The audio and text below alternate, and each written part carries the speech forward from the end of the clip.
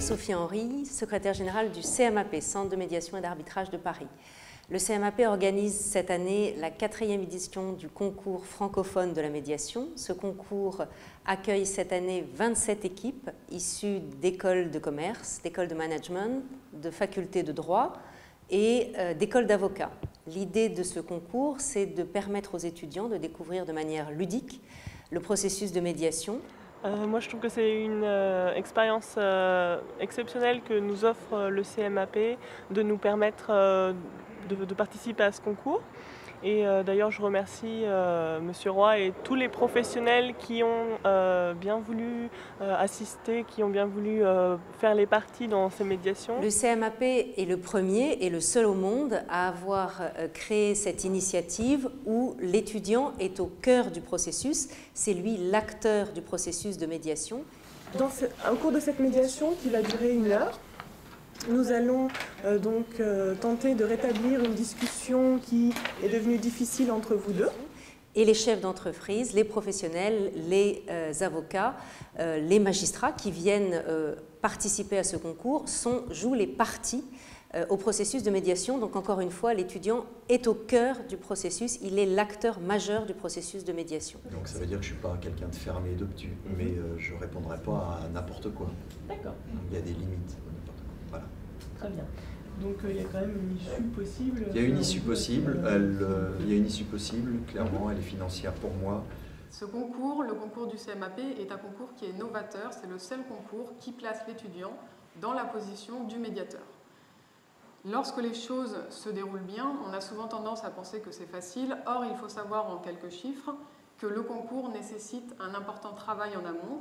6 mois d'organisation sont nécessaires pour, dans un premier temps, trouver bien évidemment des locaux pour la tenue de la manifestation, des équipes sans qui le concours ne pourrait avoir lieu, et enfin des professionnels qui joueront le rôle des jurys. Chaque membre du jury est composé de 3 professionnels, 2 professionnels qui incarneront le rôle des entreprises en difficulté et un président observateur du processus. Ce concours réunit plus d'une centaine d'étudiants, je crois que cette année il y avait 110 étudiants, et nécessite une organisation très en amont, puisque dès le mois de septembre, pour un concours qui se tient au mois de mars, nous sollicitons les responsables des universités, des écoles, pour qu'ils puissent intégrer dans le cursus la présence des étudiants 6 mois plus tard. Oui, c'est moi qui suis leur coach, donc j'enseigne la médiation à l'école des avocats de Versailles, à l'EDAC.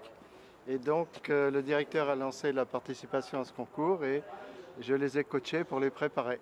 Donc, c'est un processus qui est très lourd à organiser et qui sollicite à la fois l'implication des universités, des écoles, mais également des professionnels, des entreprises qui vont être présents pour jouer le rôle des parties auprès des étudiants.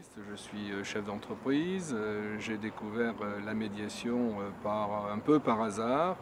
Et depuis que je l'ai découvert, très clairement, j'ai été bluffé par le potentiel, la capacité à résoudre les conflits que la médiation peut apporter. Alors, le concours se déroule sur 2 journées, au cours desquelles les étudiants vont concourir à plusieurs reprises. Il y aura des 8e de finale, des quarts de finale, des demi-finales et bien sûr une finale. Et chaque session dure 1 heure, donc l'étudiant pendant 1 heure va jouer le rôle du médiateur.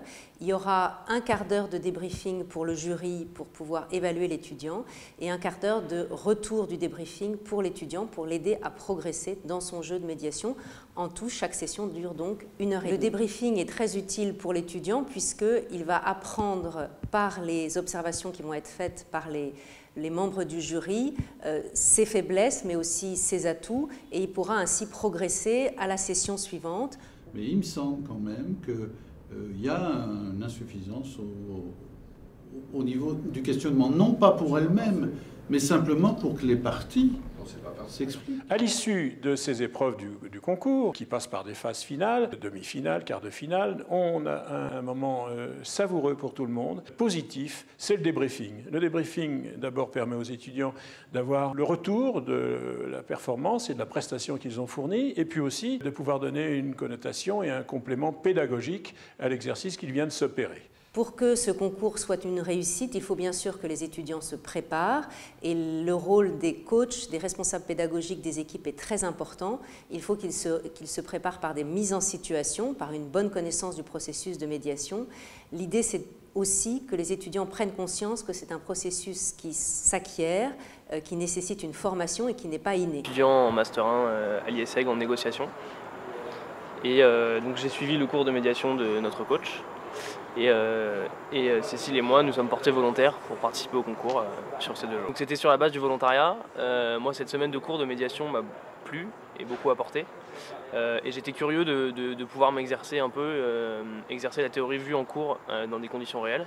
J'ai donc depuis 4 ans rédigé des cas pour ce concours de médiation et plus principalement des cas qui sont issus de la vraie vie, d'expériences personnelles, d'expériences professionnelles que j'ai essayé d'aménager pour qu'ils soient très utilisables et extrêmement formateurs pour nos étudiants. L'année prochaine, nous aurons le plaisir d'accueillir de nouvelles équipes étrangères, suisses et belges, et puis on espère également luxembourgeoises. Les Canadiens vont revenir, donc nous pensons que nous allons avoir une session avec encore plus d'étudiants. Donc nous invitons les étudiants de France et des universités francophones étrangères à se rapprocher de nous dès que possible pour que nous puissions organiser au mieux la prochaine session. Et c'est vrai qu'on a envie de donner le meilleur de soi-même et que c'est un concours, on a envie de réussir.